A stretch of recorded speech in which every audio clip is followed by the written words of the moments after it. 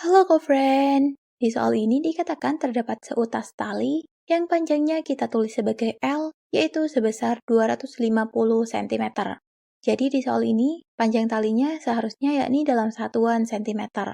Kemudian dikatakan tali ini direntangkan horizontal, dan salah satu ujungnya digetarkan dengan frekuensi kita tulis sebagai F, yakni 2 Hz, dan dikatakan ujung lainnya yakni terikat. Dan amplitudenya atau A yakni sebesar 10 cm. Kita konversi ke satuan meter, yakni dengan dibagi 100 menjadi 0,1 meter.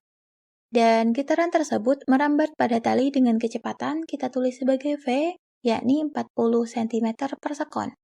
Kita juga konversi ke satuan meter per sekon dengan dibagi 100 menjadi 0,4 meter per sekon.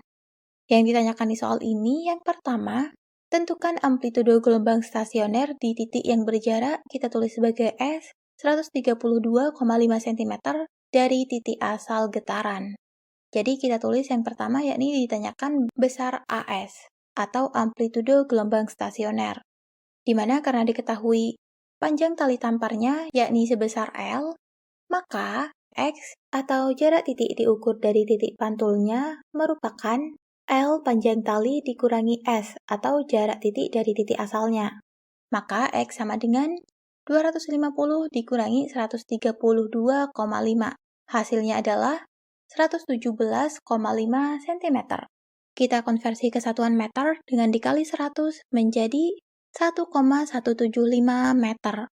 Kemudian yang kedua ditanyakan, tentukan simpangan gelombang pada titik tersebut setelah digetarkan dalam waktu atau kita tulis T1 yakni 5 sekon dan waktu yang kedua atau T2 yakni 12 sekon.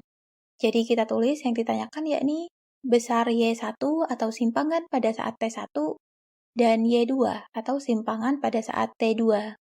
Dan yang ketiga ditanyakan, tentukan letak simpul ke-6 atau X6 dan perut kelima atau X kelima yakni dari titik asal getaran. Jadi untuk menjawab soal ini, kita gunakan persamaan simpangan gelombang stasioner ujung terikat, yaitu Y simpangan sama dengan 2 dikali A dikali sin Kx dikali cos omega T. Kemudian amplitudo gelombang stasioner dirumuskan dengan AS sama dengan 2 dikali A dikali sin Kx, di mana Y adalah simpangan, kemudian K merupakan bilangan gelombang, dan omega merupakan kecepatan sudut gelombang, kemudian T adalah waktu. Kemudian kita tahu bilangan gelombang dirumuskan dengan K sama dengan 2pi per lambda atau panjang gelombang. Dan lambda dirumuskan dengan V kecepatan dibagi F atau frekuensi. Maka kita peroleh AS dirumuskan dengan 2 dikali A dikali sin 2πf per V dikali X. Jadi kita masukkan nilainya untuk mencari AS, 2 dikali amplitudonya 0,1 dikali sin 2 dikali pi-nya yakni 180 derajat dikali F-nya 2 dikali X-nya 1,175 dibagi V-nya yakni 0,4. Maka kita peroleh AS sama dengan 0,2 dikali sin 2115 derajat, di mana sin 2115 derajat yakni minus 0,7. Maka kita peroleh AS sama dengan minus 0,14 meter. Tanda negatif menunjukkan bahwa amplitudo berada di bawah sumbu X atau pada sumbu Y arah negatif. Jadi inilah jawaban dari pertanyaan A. Selanjutnya kita akan menjawab pertanyaan B. Berdasarkan rumus simpangan sebelumnya, maka Y1 yakni sama dengan AS dikali cos omega dikali T1. Kita tahu omega yakni sama dengan 2 dikali pi dikali F. Jadi kita masukkan nilainya, Y1 sama dengan AS-nya minus 0,14 dikali cos 2 dikali pi-nya 180 derajat dikali F-nya 2 dikali T1-nya 5. Maka Y1 sama dengan minus 0,14 dikali cos 3600 derajat, di mana cos 3600 derajat yakni 1. Maka kita peroleh Y1 sama dengan minus 0,14 meter. Selanjutnya kita mencari Y2, sama halnya saat mencari Y1, maka Y2 sama dengan AS dikali 2PF dikali T2. Kita masukkan nilainya, maka kita peroleh Y2 sama dengan minus 0,14 dikali cos 8.640 derajat, di mana cos 8.640 derajat yakni 1. Maka Y2 juga sama dengan minus 0,14 meter. Jadi inilah jawaban dari pertanyaan B.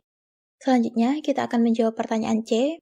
Kita gunakan rumus letak simpul pada gelombang stasioner ujung terikat, yakni Sn atau letak simpul ke N sama dengan N jumlah simpul dikurangi 1 dikali lambda per 2, di mana lambda yakni sama dengan V per F, maka Sn sama dengan N-1 dikali V per 2F. Maka kita mencari S6 terlebih dahulu, maka untuk mencari S6 kita gunakan N-nya yakni sama dengan 6. Jadi S6 sama dengan 6-1 dikali V-nya 0,4 dibagi 2 dikali F-nya 2. Maka S6 sama dengan 0,5 dalam satuan meter.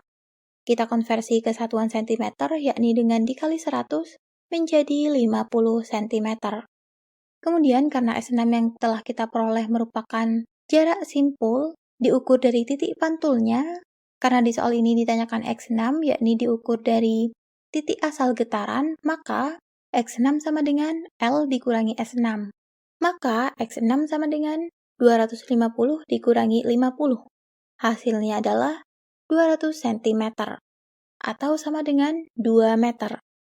Selanjutnya, untuk mencari X5, yang pertama kita tentukan terlebih dahulu besar P5 atau jarak perut kelima, di mana jarak perut pada gelombang stasioner ujung terikat dirumuskan dengan Pn jarak perut ke N sama dengan 2 dikali N dikurangi 1 dikali lambda per 4.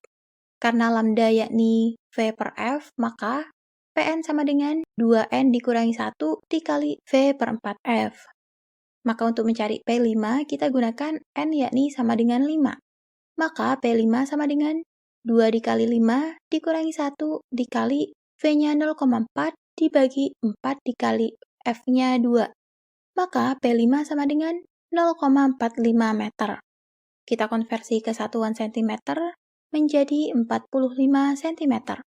Jadi karena P5 diukur dari titik pantulnya, sedangkan yang ditanyakan di soal ini yakni X5 diukur dari titik asal getaran, maka X5 yakni sama dengan L dikurangi P5. Maka X5 sama dengan 250 dikurangi 45. Hasilnya adalah 205 cm. Inilah jawaban untuk pertanyaan C.